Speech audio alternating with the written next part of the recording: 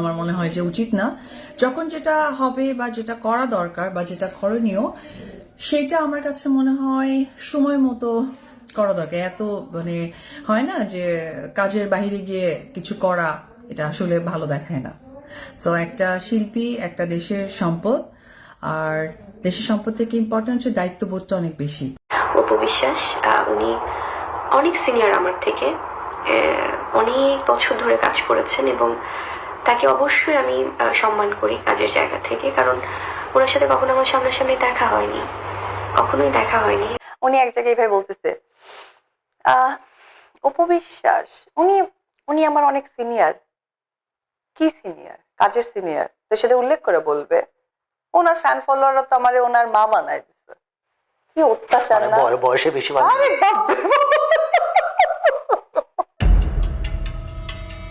ব্যাস হয়ে গেল আগুনে ঘি ঢালা।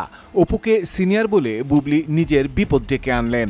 এই কথার প্রতিশোধ অপু নেবে না তা তো হয় না।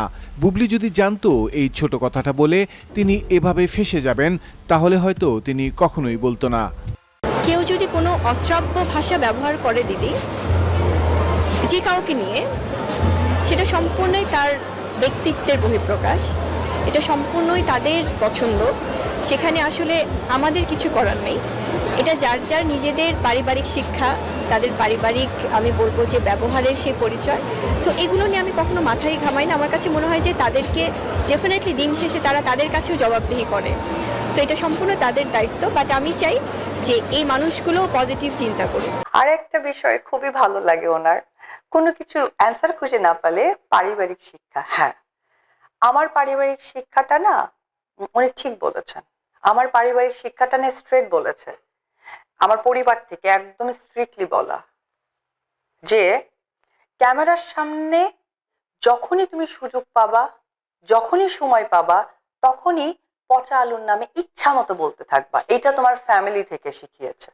আমার ফ্যামিলি আমাকে স্ট্রিক্টলি বলে দিয়েছে যে তুমি ক্যামেরার সুযোগ পেলেই তুমি পচা আলু নিয়ে ইচ্ছা মতো কথা বলবা। যদি তুমি না বলে আসো তাহলে কিন্তু আমার ফ্যামিলি থেকে কিছু শিক্ষা পেলা না, এইরকম একদম পুরো স্ট্রিক্টলি বলা। বাট এছাড়া আমার যত হেটার্স ফ্যান ফলোয়ার আছে তাদেরকে নিয়ে আমার সত্যি কিছু বলার নেই, কারণ তারা না থাকলে আমি অপু হতে পারতাম না। কিন্তু যে মাঝে মাঝে আমরা দেখি বাকযুদ্ধ ফেসবুকে, ওইটা কিভাবে দেখেন?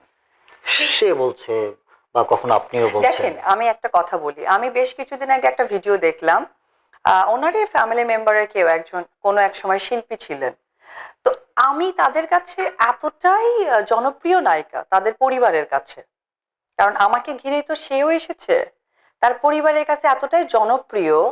উনি ওনার নিজের ফেসবুক রিচ বাড়ানোর জন্য ফেসবুকে এসে উনি আমার সিনেমার গান করেছে, উনি হ্যান করেছে, উনি ত্যান করেছে, আবার বলছে হ্যাঁ আমি তো একদমই ফেসবুক থেকে আউট হয়ে গিয়েছিলাম, এখন আসবো, এই যে আপনাদের সাথে কথা বলতে আসবো। তারপরে আবার সবাই বলছে, উনি আবার বলতেছে যে হ্যাঁ ওনাকে নিয়ে ওনার ফ্যামিলি মেম্বার্সকে নিয়ে নাকি অনেক কথায় হাসাহাসি হয়, বলে চলেন আমিও হাসি। উনি যদি বিলং করে একটা সিনিয়র পার্সোনালিটি, কেমন একটা ফানি কথা না? আরেকটি বিষয় আমি যেটা বলতে চাই, যেমন উনি অলওয়েজ একটা কথা বলে যে আমার ওয়ার্ল্ডে আমি যেদিন থেকে বিলং করেছি সেই ওয়ার্ল্ডটা আমার ছিল, আমি জানতে চাইবো না ওই ওয়ার্ল্ডে কে ছিল, আমি বুঝতে চেষ্টা করবো না ওই ওয়ার্ল্ডটা কি ছিল। মানে কেমন না?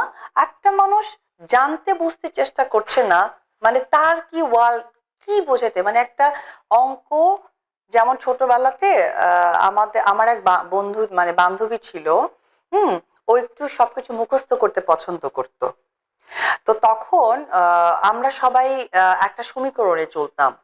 তো ও মুখস্থটা এত পরিমাণ ছিল, ও মনে করেন পদার্থ বিজ্ঞানের প্রত্যেকটা সূত্র মুখস্থ করে গেছে। এখন মুখস্থ করে গিয়ে খাতাতে আসছে, সে মুখস্থ লিখে দিয়ে আসছে এবং তার খুব কনফিডেন্স যে আমি তো মুখস্থটা লিখে দিয়ে আসছি, কোনোভাবেই ভুল হবে না। কিন্তু পদার্থবিজ্ঞানে তো আপনার সূত্র ওয়াইজ করতে হবে। এখন আপনি মুখস্থ করছেন 5 দিয়ে, কিন্তু ওখানে আসছে 7, আপনি 5 দিয়ে লিখলে তো আর 7-এর সমীকরণটা মিলবে না। তো উনি ক্যামেরার সামনে আসলে ওনার ফ্যামিলি থেকে শিক্ষা দিয়েছে মুখস্থ কথা বলবা, কারণ তুমি তো অন্যায় করছোই, এই জন্য তুমি মুখস্থ কথা বলবা, যাতে সবাই তোমাকে অনেক চালাক মনে করে, অনেক বুদ্ধিমান মনে করে। মানে আমার গ্রেডটা ওইখানে আমি চিন্তাই করি না যে তাকে নিয়ে কথা বলি। আপনি দেখেন না, নাম ধরতে আমি তার স্পেশাল একটা নাম দিয়ে দিয়েছি। যখন বার্থডেতে উইশ করা হয়, হয়তো বীর উইশ করছে জয়কে, আবার একটু পরে দেখলাম যে হয়তো অন্যরকম কিছু, ওগুলো আপনি আসলে কিভাবে দেখেন বা ফেস করেন? আমি তো ওনাকে দেখিই না। বীর উইশ করেছিল হ্যাঁ, বীরকে জয়ের বীর তো অনেক birthday-তে। ছোট মানুষ, ওকে নিয়ে আসলে আমি আমাদের এই নোংরা আলাপের মধ্যে এত সুইট দুইজন মানুষের নাম আনতেই চায় না। ভাইয়া দেখেন, ওরা আলহামদুলিল্লাহ একটা সময় বড় হবে, এখন ওরা যথেষ্ট পরিমাণ ছোট, ওদের ক্লিন কেরিয়ার, ক্লিন মেন্টালিটি, আর এখন হচ্ছে কি সোশ্যাল মিডিয়ার যুগ। ওদের নাম নিয়ে আমি আসলে কিছুই বলতে চাই না। আমি খালি এইটুকু বড় হয়ে এইটুকু বলতে চাই যে হচ্ছে উপরওয়ালা যেন ওদের দুইজনকে ভালো রাখে, সুস্থ রাখে, এবং আলহামদুলিল্লাহ যেন ওরা ওর বাবার যে স্বপ্ন সেটা যেন দুজন পূরণ করতে পারে। ওদেরকে নিয়ে আমার জাস্ট একটাই ওয়ার্ড থাকবে, বাহ, এটাই আসলে হয়তো মাতৃত্ব। মানে আপনাদের সম্পর্কের এটা মজা কি, মানে দুটো সন্তানকে নিয়ে তিনজনেরই কিন্তু একই রকম পজিটিভ। হয়তো অন্য জায়গায় আপনাদের অমিল ভাই, এটা আসলে ভক্তরা অনেক বেশি অ্যাপ্রিসিয়েট করে যে মা হয়তো এরকমই, আপনার দিক থেকে যেরকম ওনার কাছেও একটা সময় কিন্তু আরে জয়কে নিয়ে। ওনাকে আপনি দেখবেন, উনি যখন একটা ভিডিও ওনার ফেসবুক পেজে দিয়েছিলেন, হ্যাঁ 48 মিনিট, আমি যদি ভুল না করে থাকি, আপনারা যারা সংবাদকর্মী আছেন খুব স্বাভাবিক একটা পয়েন্ট আউট বের করতে চাইছেন, পারছেন? ওই পদার্থবিজ্ঞানের মুখস্থ অঙ্ক 5 মুখস্থ করে গেছে, কিন্তু খাতায় আসছে 7, কারণ অ্যান্সার নেই তো, মুখস্থ ছাড়া কথা কি বলবে?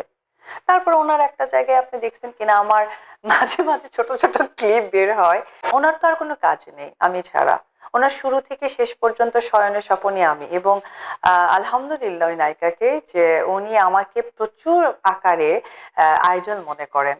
I am really very happy. এই নায়িকা যে আমাকে এত আইডল মনে করে, আমি আসলে মানে আমি আমি ভাষা হারিয়ে ফেলছি।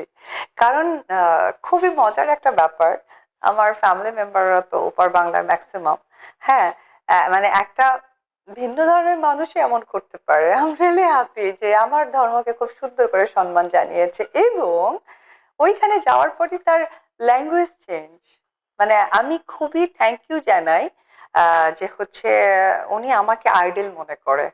আজকের ডেটে আমি বুঝতে পারলাম যে উনি আমাকে কতটা মানে কি বলে ওন করে, বিধায় আমাকে আইডল মনে করে।